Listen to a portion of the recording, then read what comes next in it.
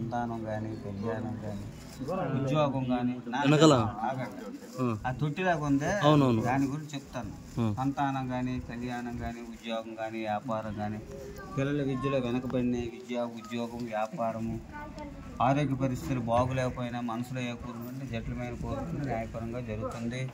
పూర్వం ఈ గ్రామంలో కుమ్మరి నాగన్న ఉండేవాడు. కుమ్మరి నాగన్న అంటే తెలుసు, మట్టి కొండలు, మట్టి ప్రమిదలు తయారు చేసేవాడిని కుమ్మరి నాగన్న అంటారు.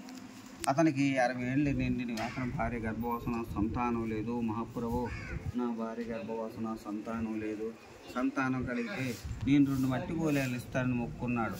అలాగే అతనికి పుత్ర సంతానం కలిగింది. మగపిల్లవాడు పుట్టాడు. ఈ మగపిల్లవాడు పుట్టాడని ఆనందంతో దగ్గరలో ఉన్న నది ఉంది. ఆ నది పేరు వంశధార అనేది. ఆ నది ఒడ్డుకెళ్ళాడు, మట్టిని తెచ్చాడు, హోమశాలలో వేసి అందులో పంచామృతాలు వేసి ఇద్దరు భార్యాభర్తలు శుచి శుభ్రతోని 2 మట్టి గోళాలు తయారు చేశారు.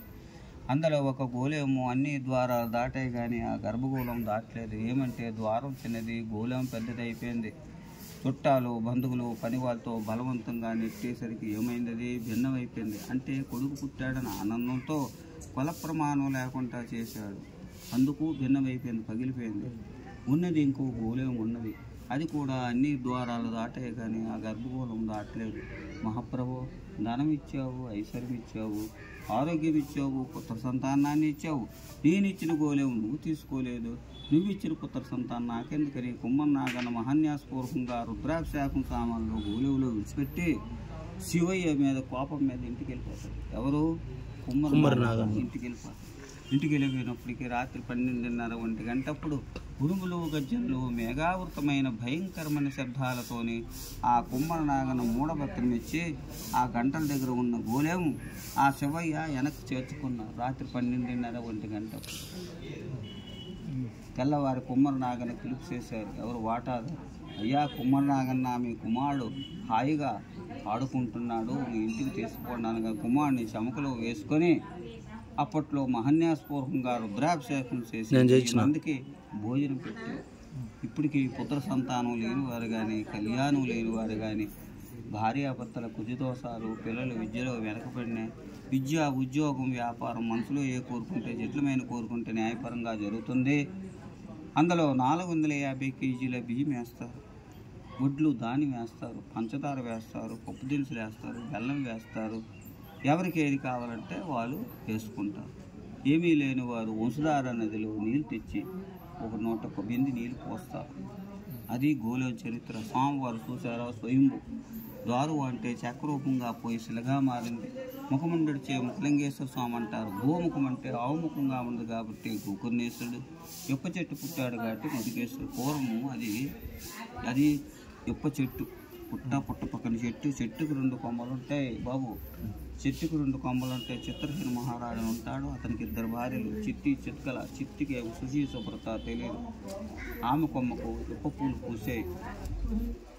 చిత్కల మహాభక్తురాలు. అక్కడ పంచాక్షరి మహామంత్రాన్ని జపించి రోజు నిత్యము ధూప దీపాలను నైవేద్యాలు పెట్టేది. ఆమె కొమ్మకు బంగారు పుష్పాలు పూసాయి. ఆ బంగారు పుష్పాల కారణంగా సావుకారు మంచి పప్పు దినుసులు, బెల్లాలు, సన్న బియ్యము మంచి ఖరీదు కలిగి సావధానంగా పంపించేవారు.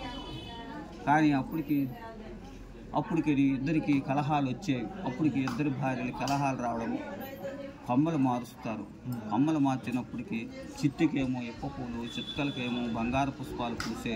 అందుకోసమే భక్తి ఎక్కడుందో పవిత్ర చేకూరుతుందన్నారు పెద్దలు. ఇలా ఉంటుండగా రోజు కలహాలు రేగుతుండే.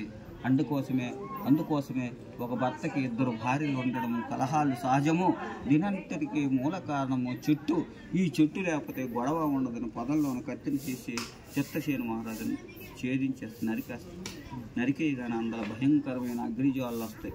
భయంకరమైన అగ్నిజ్వాలు రాగానే చిత్రసేన మహారాజు మోచిపోయినప్పుడు చిత్కల మహాభక్తురాలు ఏమిటి ప్రార్థిస్తుందంటే, మాతా నాస్తి పితా నాస్తి అనిదా శరణాస్తి త్వమేవ మమ తస్మాత్ కారణభావేనో రక్షరక్షోమేశ్వర.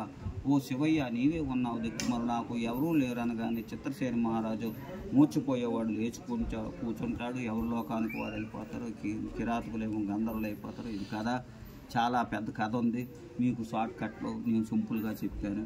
అది మీ సంతోషము. 50 మంది బ్రాహ్మణులు చేతికొచ్చాను. మంచి శాలరీ సంపూర్ణంగా ఇవ్వండి, నాకు ఆశీర్దిస్తాను. భోంచేస్తాం, తృప్తిగా భోంచేస్తాం. అతిథి సత్కారం, బ్రాహ్మణ సత్కారం చేయండి, ఆశీర్వదిస్తాం. మీ సంతోషం. అత్యంతలు తెస్తాను, ఇక్కడే కూర్చోండి.